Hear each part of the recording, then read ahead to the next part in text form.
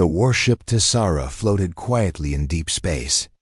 Outside the metal hull, stars shone cold and distant. Inside, everything was busy, loud, and full of pressure. Orders were shouted, screens blinked with alerts, and soldiers moved quickly through narrow halls.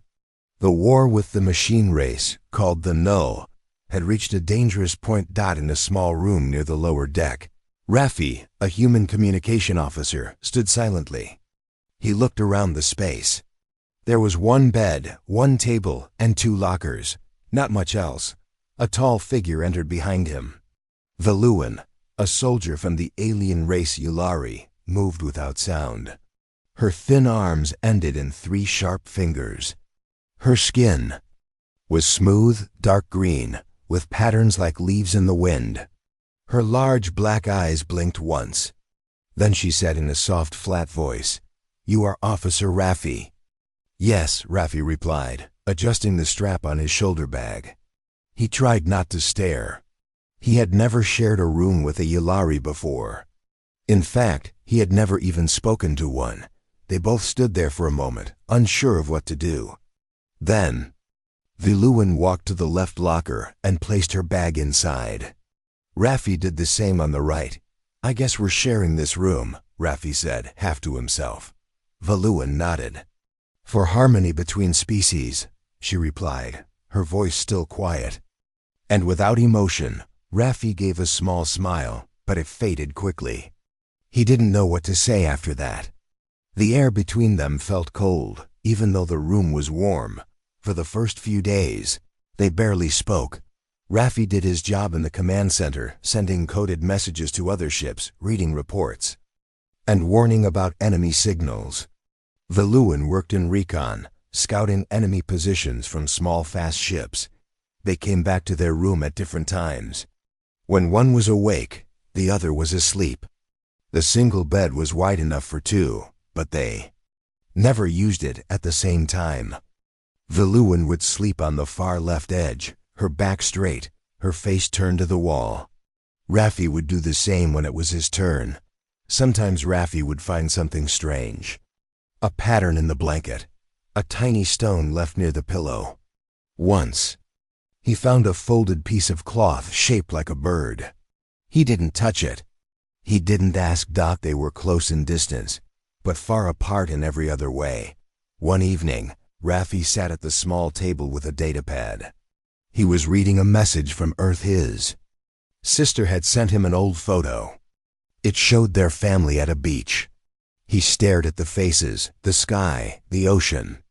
It felt like a dream now. Veluan entered the room silently. She walked to her locker, placed her helmet inside, then sat down on the edge of the bed. Raffi could feel her eyes on him. "You miss your planet," she said suddenly. Raffi looked up, surprised. "Yes, I do," he replied slowly. She tilted her head. "You stare at that image every day. Same image, same sadness." Raffi laughed a little. "You're very observant." She said nothing. He looked at her carefully. "What about you? Do you miss your home?" Veluan did not answer right away. Then she said, "My planet smells like silver rain. The wind sounds like music through glass trees." Raffi blinked. He had not expected that kind of answer. "That's beautiful," he said. Veluan's face did not change, but her voice became softer. "I remember the river called Nal. It ran through my city. When I was young, I used to throw red stones into it to make wishes." Raffi smiled. "Humans do that too." Silence returned. But now it didn't feel cold. The next night, Raffi returned to the room late. Veluan was asleep, or at least lying still with her eyes closed. On the small table, he saw a piece of paper. It was not printed. Someone had written on it by hand. The letters were in Yulari script. Raffi couldn't read it, but he knew it was something important. Maybe a memory, maybe a message, maybe a poem. He didn't touch it, but he left his own message beside it. A simple human poem he remembered from school. Between 2 stars, a whisper floats. No voice, no name, but somehow close. In the morning, the human poem was gone. In its place was another line in Yulari writing. Still, no words were spoken about it. The routine continued. They never spoke much. But small signs appeared. A folded corner of a blanket left neatly, an extra nutrient bar left on the table, a note written in 2 languages. It was strange, Raffi thought. He had never been this close to someone without touching them, without even knowing what their face meant. But in the middle of a Cold War, they were beginning to feel like, not strangers, not quite friends, something in between. One night, an alert echoed through the ship. A null scout ship had been spotted nearby. Everyone rushed to their stations. Raffi put on his jacket and reached for his datapad. Valuan was all ready. Near the door, her face calm. "Be safe," Raffi said, without thinking. Valuan paused. She looked at him and replied, "You too, Raffi." It was the first time she said his name. He stood frozen for a second, then followed her into the hallway. Outside, war was waiting. But inside that small room, something quiet was growing. Something like trust. The moon was silent. It had no wind, no sound, only sharp rocks, deep shadows, and broken light from a dying sun.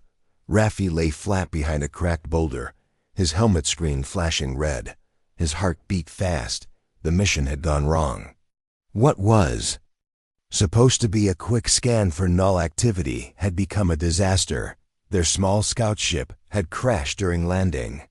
A null minefield hidden under the moon dust had exploded, damaging the engines. Now Raffi and Valuan were alone. No contact. No way back. He glanced to the left. Valuan knelt beside a pile of metal, checking their gear.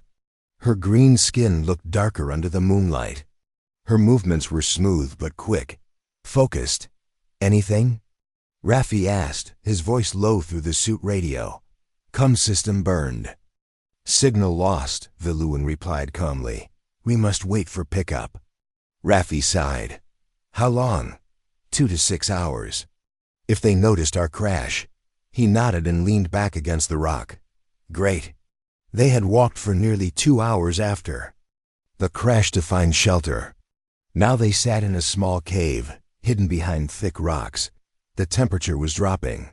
The null didn't need heat, but humans did. Valuan opened a survival pack and tossed a heat blanket to Raffi. He wrapped it around his shoulders. "Thanks," he said. She didn't reply. Minutes passed. Then an hour. Still no sound from command. Raffi tried to stay calm, but his mind was racing. "So, ever been stuck like this before?" Valuan looked at him for a second. "Yes, twice."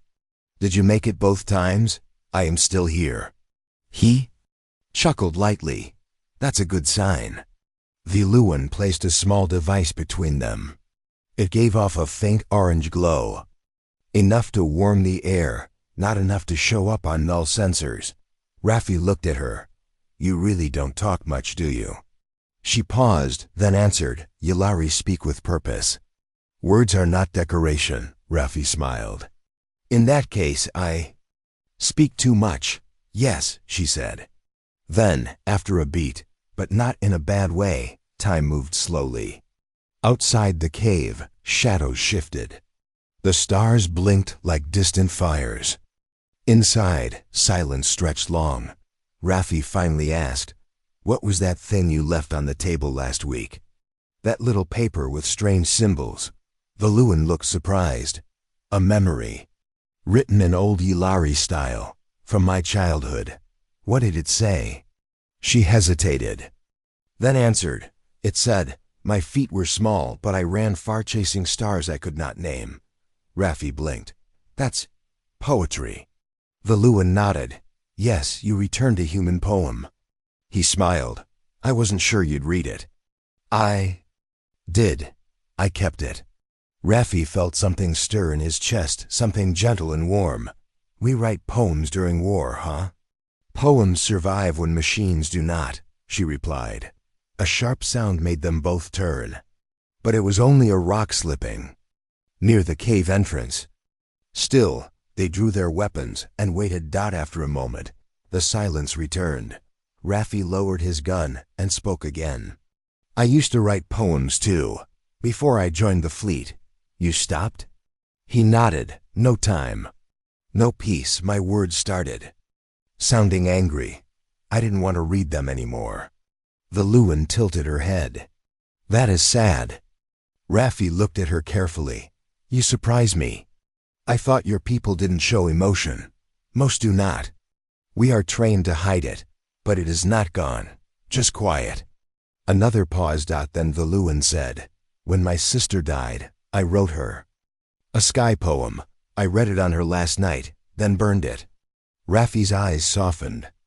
I'm sorry. She died in battle. Like many, but the poem made her smile. There was a silence between them again, but this one didn't feel empty. It felt full. Like something unspoken had passed from one heart to the other. After some time, Valuan stood and looked toward the sky. Rescue ship may arrive soon. I will scan again. Raffi stayed seated, watching her. The way she moved, the way she spoke, it was all different now. Softer, not in words, but in presence. He reached into his coat and pulled out a small strip of paper.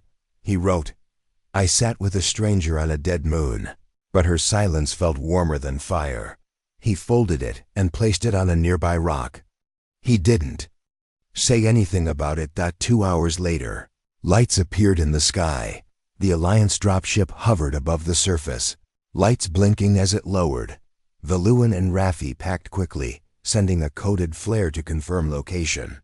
Within minutes, they were lifted into the safety of the ship. No one spoke much on the way back. The medics checked them, the officers asked a few questions, and then they were released to rest. Back in their shared room, Raffi placed his helmet on the table. Valuan stood near the bed. I read the poem, she said simply. Raffi smiled. I hoped you would. She moved closer to her side of the bed and sat down. Your words are soft, but strong. He sat too. Thanks, your silence speaks louder. Valuan looked at him with those deep black eyes. Maybe we are not so different. Maybe not. They turned off the lights. Both lay down facing the wall again. But this time, the space between them felt smaller. And the silence between their words was filled with meaning. The ship Tassara continued its journey through dark space, moving from star system to star system. The war against the null machines wasn't slowing down. Every day brought new reports, new orders, new danger. But for Raffi and Valuan, something else had started. Something silent, something soft. They still didn't speak much, but the space they shared felt different now. War had not stopped, yet a quiet kind of peace had entered their room. It started with the notes. One morning, Raffi woke up and found a small piece of folded cloth on the table. Inside it was a short message, written in the Yalari script. This time, Valuan had translated it into English underneath. A drop of light, lost in dust, still reaches the eyes of one who looks. Raffi sat in silence for a long time after reading it. Then he pulled out a page from his old journal, tore off a corner, and wrote, I never looked before, I only ran. But now I stop. He left it beside her helmet. That exchange became a quiet habit. Every few days, one of them left a note. It was never discussed, never read aloud, and never mentioned directly. The notes were short, just a few lines each time. But they spoke more than any full conversation ever could. Sometimes they were written in Yalari, sometimes in English, sometimes both. Raffi began to carry a small notebook in his jacket. It wasn't for military work, it was for her poems. Valuan started folding her notes into strange shapes. A bird, a sun, a leaf. They shared a bed at night as always. But now they no longer turned away from each other. They lay still, eyes closed, the distance between them growing smaller with each breath. Other crew members began to notice something. A pilot named Galen once asked Raffi during lunch, Is it true you share a room with a Yalari? Raffi shrugged. Yeah, Must be strange. I mean, they don't even smile. She does, Raffi replied quietly. Just not the way we do. Galen looked confused but didn't ask more. Later, Valuan told Raffi that someone had watched her as she entered the room. He stared, she said, like I was not real. Humans do that sometimes, Raffi replied, half smiling. They don't understand what they haven't felt. I do not like being stared at. I don't like being doubted. They both laughed, but softly. It was the first time they laughed together. One night, a blackout hit part of the ship. The lights in their room flickered and died. Emergency backup kept life support working, but the room was dark and cold. Raffi lit a small battery lamp and placed it on the floor. Valuan sat across from him, her eyes reflecting the soft glow. No alarms, she said. Maybe just a system. Check, he answered. They waited. The silence was heavy, but not uncomfortable. Raffi reached into his pocket and pulled out his notebook. Would you like to hear something? He asked. Valuan nodded. Raffi opened to a page and read. Slowly, we are not lines on opposite ends, but two shadows moving beside the same fire. Valuan was quiet. Then she took out a small chip and placed it on the floor. Music began to play, a Yilari song. It was soft, full of strange tones and echoes, like wind through water. No drums, no sharp beats. Just flowing sound, rising and falling. I didn't know your people made music, Raffi whispered. This is not for battle. This is for memory. They listened to the melody until the power came back. When the lights returned, the music stopped. Neither of them said anything, but something had changed again. In the days that followed, their room became more than just a place to sleep. It became their world, a space where they could be more than soldiers. Valuan began leaving small pieces of art on the table. She cut shapes into metal scraps and turned them into stars, moons, animals from her planet. Raffi responded with words, little poems taped beside her creations. They never hugged. They never held hands, but when Raffi sat at the table, Valuan would sit beside him, just close enough to share his warmth. When Valuan returned late from a mission, Raffi always left the bed half covered. For her, the pillow fixed. Small things. Quiet things, but they mattered. One evening, an officer named Captain Merrill called them both in. You've been assigned together for months, she said. Command is watching mixed species crews closely. They want results. Valuan replied, Our work is complete. No failures. Raffi added, We've kept perfect records, 0 complaints. The captain leaned back. Some think the two of you are too quiet, too close. Raffi met her eyes. Is that a problem? Only if. It affects mission focus, she said. Keep your personal space separate from duty. Back in their room, Valuan sat on the bed and asked, Are we too close? Raffi looked at her. We're close, but I don't think it's a problem. She lowered her eyes. What are we? Raffi? He thought for a moment, then said, We're a poem that hasn't finished yet. Valuan nodded slowly. Not a war song. No, he replied. Something better. That night, as they lay in bed, Valuan whispered something before sleep. I do not know how to name this. Raffi didn't open his eyes, but he smiled. You don't have to, he said.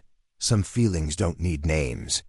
The lights dimmed. Outside, the war still burned across the stars, but inside that small room, two hearts moved in silence, speaking through poems, sharing songs without sound, learning to love in a world that never taught them how. The stars outside the Tessara never stopped moving. War reports kept coming in.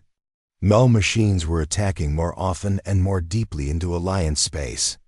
The ship was pushed into dangerous zones every day, but even inside this storm, Raffi and Valuan had built something delicate, like a song written in whispers. A poem shared between two tired hearts. That silence, that comfort, held strong. Until the night it broke, the alert hit like a hammer. Emergency. Deck 4 hit. All units report. Null breach in Sector C. Raffi jumped from the bed. Red lights blinked. His ears rang. Outside their room, boots pounded the floor. Valuan was already up, putting on her armor. Her hands moved fast, smooth, practiced. Sector C is near the engine core, she said. Too close. They didn't speak again. They didn't need to. The halls were full of shouting. Sparks flew from the ceiling. Smoke filled the air as emergency. Teams ran to stop the fire. Raffi's hands shook slightly as he reached the communication station. He began sending codes calls for backup, defense orders, evacuation paths. His voice was calm, but his heart beat fast. Across the room, Valuan and her recon team took defensive positions near the lower halls. Her eyes scanned the smoke, her weapon ready. Suddenly, the lights went out again. Raffi froze, and then noise. Metal scraping. Machine footsteps. The null were coming. The machines entered fast. 3 long-limbed units moved through the shadows. Their eyes glowed blue, and their arms turned into sharp weapons. Valuan gave the first signal. She and her team fired without fear. Raffi ducked behind a panel, sending out an emergency transmission. But he couldn't look away. He saw Valuan move like light fast, focused, almost like a dancer. She fought without sound. Only motion. Then it happened. A null unit fired a blast toward the control panel. Raffi was still there. He turned, but too late. The wall exploded beside him, and everything went black. When he opened his eyes, everything hurt. He could hear shouting far away. His vision was blurry. The floor under him was shaking. He tried to speak, but COULDN single quotes TDA. Then someone lifted him, gently. Carefully, a voice said his name. Raffi. It was Valuan. He blinked. Her face was above his. Her hands were pressed to his shoulder, where blood was seeping through his uniform. You are alive, she said. Her voice wasn't flat now. It was shaking. Raffi tried to smile. You look worried. Valuan didn't answer. Her eyes were full of something new. Not fear, not anger. Something soft and deep. Later, in the medical bay, Raffi lay on a soft bed, with machines checking his vitals. A bandage was wrapped around his arm and chest. Valuan stood beside the wall, arms folded. Neither of them spoke. Finally, Raffi said, You saved me. You would have saved me too, she replied. That's not the point. She stepped closer. What is the point? Raffi took a breath. You broke the rules. You left your post. You were more important, she said. He looked at her. Why? Valuan hesitated, then answered, Because I do not know what I am without your poems. Raffi's heart skipped. Valuan. But she turned away. I should not have said that. Wait, he said. Don't pull away now. I was trained to survive, she said, her back to him, not to feel, not to connect. We do not love the way humans do. Then what do you call this? Raffi asked softly. She didn't answer. The days that followed were quiet again, but not the same kind of quiet. Valuan stopped. Leaving notes. She still came to the room. Still laid on the same bed. Still faced him in the dark. But there were no folded poems, no gentle music. Raffi felt the distance return. Not in their bodies, but in their hearts. He tried to write her something, a poem on a page. But he didn't leave it out. He was afraid. Afraid she didn't want to hear it anymore. One evening, he came back early from work. Valuan was already there, sitting on the edge of the bed. He placed his notebook on the table. I miss our silence, he said. Valuan looked at him. It was never just silence. No, it was a language. She nodded slowly, but war makes it hard to speak softly. I don't care, Raffi said. I'm tired of being quiet about this. Valuan stared. What are you saying? I care about you, he said, voice steady. Even if I don't know what it means across our species. Even if we never hold hands or kiss or do anything humans do when they love someone. I still care, and I think you do too. Veluwen's hands tightened around the edge of the bed. Her voice was low. I care. But I do not know what to do with it. You don't have to do anything, he said gently. Just don't disappear from me. She closed her eyes. Then nodded. That night, before bed, Veluwen placed a folded paper beside his pillow. Raffi opened it. There were no words, just a drawing, a small circle, with two shapes inside. One was tall and sharp, the other round and soft. But they leaned toward each other, touching slightly. He smiled. He placed his own note beside hers. We are not broken, just learning how to bend. Veluwen didn't say anything. But when they lay down, she moved a little closer than before, not touching, but not far. And for now, that was.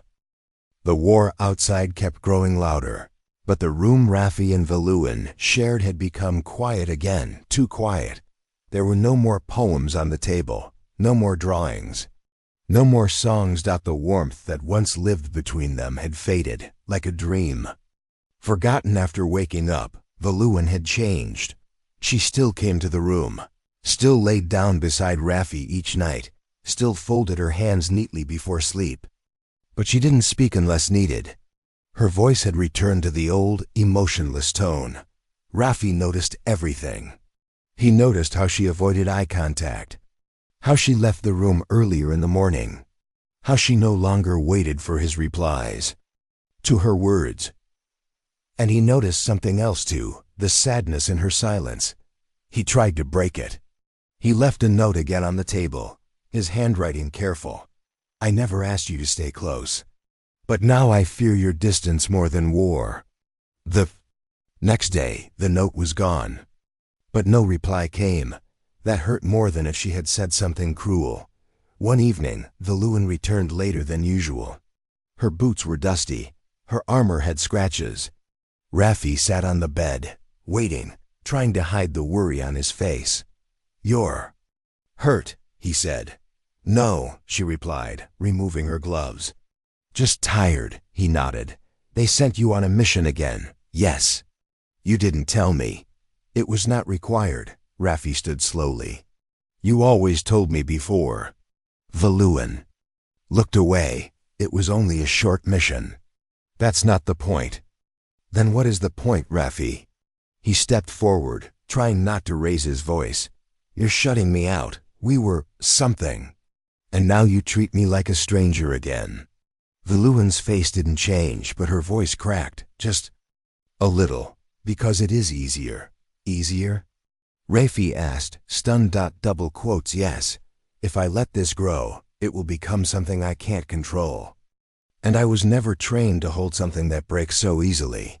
Raffi's chest tightened. You think what we had was weak? I think it was beautiful, she whispered. And that's what makes it dangerous. That night, they lay in the same bed, but it felt cold again, like the first weeks they were assigned together. Two bodies near each other, but hearts far apart. Raffi stared at the ceiling. He remembered the old poems, the folded stars, the music chip she once played. All of it felt like another life. He closed his eyes and tried not to care, but he couldn't help it. The next day, he came back to the room and found Veluwen wasn't there. Hours passed. She didn't return. Worried, Raffi asked her on the ship. Finally, someone from her recon team told him the truth. Veluwen had volunteered for a special mission, a solo one. Dangerous, deep into enemy territory. Almost no chance of survival. Raffi's heart dropped. He went straight to the command deck. You sent her alone? He asked the officer. She volunteered, the officer replied. Said no one else could handle the terrain. She didn't ask for backup. Raffi shook his head. She wouldn't do that unless something was wrong. The officer looked at him. She said goodbye, if that means anything. That was when Raffi understood. Veluwen didn't plan to come back. Back in their room, Raffi sat on the bed. It felt too empty. He opened her locker.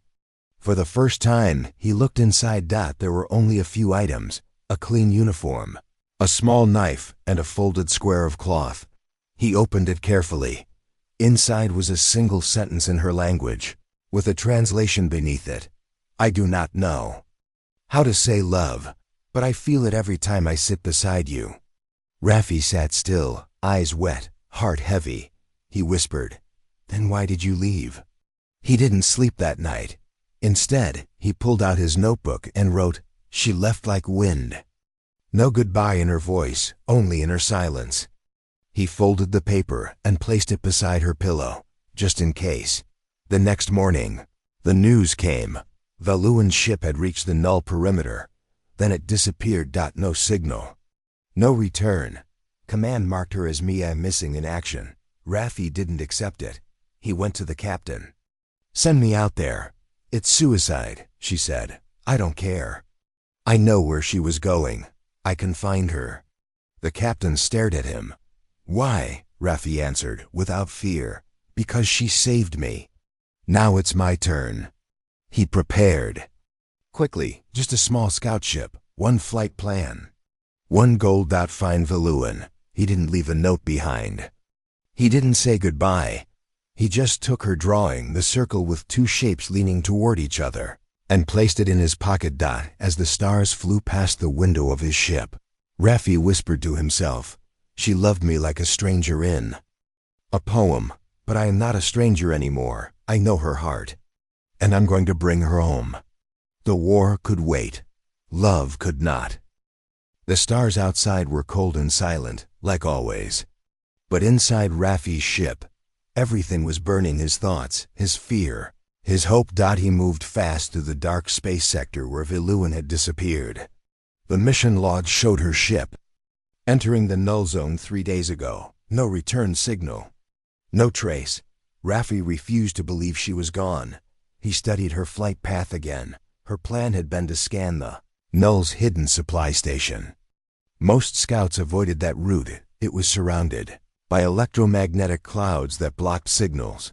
Dangerous, confusing, like flying through a storm of shadows. Valuan had been trained to move in silence, and she was ready to disappear if she thought it would keep others safe.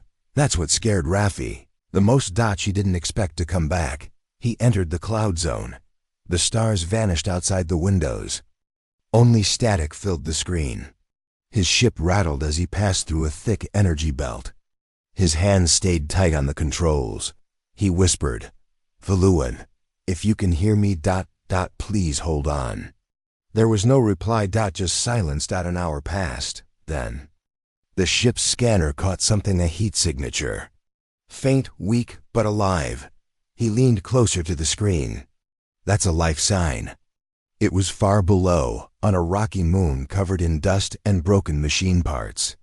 A crash site. He landed fast. The ground was dry and cracked. No air, only ruins of old battles. Raffi moved carefully through the wreckage with his suit sealed, searching every metal corner, every silent shape. Then he saw it, a small Yilari pod damaged, smoke rising from one side. He ran to it. Inside the pod, the lights were low. The walls were bent, and there, lying still but breathing, was Valuan. Her eyes opened slowly. She stared at him for a second. "Raffi?" she whispered. He laughed softly. "I found you. You came." "Of course I did." She tried to sit up, but winced. Her arm was wrapped in cloth. Burn marks covered her side. "I couldn't send a signal," she said. "I followed your trail. I remembered how you think." Valuan looked at him, confused. "Why would you risk it?" He sat beside her, touched her shoulder gently. "Because you left without knowing something." She blinked. "What?" "I love you," Raffi said, voice steady. Valuan stared. Her eyes shimmered with something soft. "I thought you would forget me." "I couldn't. Not in a million years." They sat there for a long time, saying nothing. Just two soldiers in a broken pod, surrounded by silence. But this silence was different. It was full of meaning. Full of something they had always shared. even before they could name it. Raffi helped her to his ship. He wrapped her in blankets, gave her water, adjusted her seat. "I'm sorry," Veluin said quietly. "I was afraid. Not of war, but of what we were becoming." He looked at her. "I was afraid too. But why did you come?" He smiled. "Because I remembered your poems. Your silence, your music. I remembered how you saved me. Not just from the machines, but from loneliness." She closed her eyes. "And now I'm the one who was lost. And I found you," Raffi said, "because I wanted to finish the poem." We started. As they flew back, Raffi activated the signal transmitter. Still no response from the Tessara. Static filled the air. Then he remembered something. He reached into his coat pocket and pulled out a page from his notebook. On it was a poem he had written long ago. "I speak not in code, but in rhythm and line. If you hear this voice, come find what is mine." He set it into the message system, translated it into Yulari and English, then sent it across space again and again. An hour later, a reply came. "Message received. Rescue ship approaching." Raffi turned to Veluin. "They heard our poem," she smiled. "They always do." When they reached Tessara, the medics rushed to help Veluin. She was weak, but stable. Raffi stayed beside her until she was safely in care. As they wheeled her away, she reached out and gently touched his hand. "Don't go," she said. "I'm not leaving," Raffi replied. "I'll be waiting." That night, the room felt empty again, but different now, not painful, just quiet. Raffi sat at the table and picked up his notebook. He wrote, "She left to protect what we could never say, but in her silence, I found the loudest truth." Then he left the notebook open beside her pillow, waiting for her to return. 2 days later, she did, still healing but stronger. She walked slowly to the bed and sat down. They looked at each other. "You came back," he whispered. "So did you." She answered. Raffi smiled. "Can we stop being strangers now?" Veluin nodded. "Yes, but still lovers in a poem." And for the first time, she reached for his hand. Fingers touched. No words needed. The war was not over, but the stars outside the Tessara seemed a little softer now. The cold space still stretched forever, but inside that small room, something warm was growing. Raffi and Veluin were no longer strangers who shared a bed. They were two souls learning to love in their own quiet way. The days after Veluin's return were slow and gentle. She still needed time to heal. The medics gave her rest and quiet. Raffi stayed close, always near, but careful not to rush. One evening, Veluin came to the room carrying a small bundle wrapped in cloth. Raffi looked up from his datapad. "What is that?" he asked. Veluin smiled softly. "Something from home for you." She unwrapped the bundle carefully. Inside was a small plant, green leaves shining with silver drops. "This plant is called Nell," she said. "From the river where I made wishes as a child." Raffi took the plant, surprised. "Thank you," she nodded. "It needs care, like us." They placed the plant on the small table. It seemed to glow gently, filling the room with life. Raffi felt something inside him open. They sat together, side by side, watching the tiny leaves move slightly, even though there was no wind. "You taught me to listen to silence," Veluin said. "And you taught me to speak in poems," Raffi replied. They looked at each other and smiled. The Tessara's mission was far from over. The Null were still attacking, still pushing forward, but now, Raffi and Veluin worked as a team, not just soldiers, but partners. Veluin's sharp eyes and silent strength balanced Raffi's careful words and open heart. One day, while planning a mission, Veluin said quietly, "We must protect more than just this ship." Raffi nodded. "We must protect each other." They agreed to make their small room a place of peace, a safe harbor for anyone who needed it. Over time, their poems and drawings became known among the crew. People smiled when they saw the little folded stars and notes taped on walls.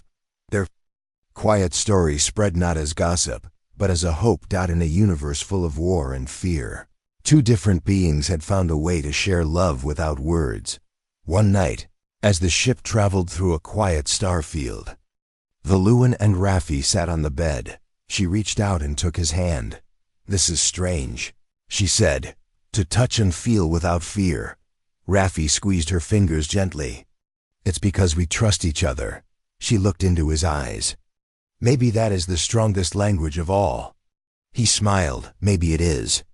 The war outside was still fierce, but inside that small room, they built a new world. A world where silence was not empty. Where a poem could be a promise. Where love did not need to shout. Days later, the captain visited. "I hear you two are more than just roommates," she said with a small smile. Raffi and Valuan looked at each other and nodded. The captain continued, "In these dark times we need stories like yours." Valuan bowed her head slightly. "We are honored." Raffi added, "We want to share hope, not just fear." The captain smiled wider. "Good, because hope wins wars."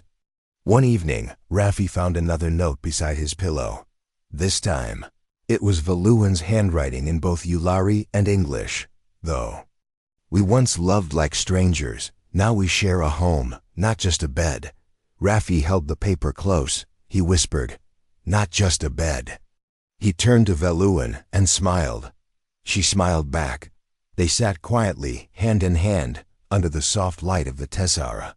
Outside, the stars watched silently. And inside, two hearts beat together, stronger than war, deeper than words, and forever connect.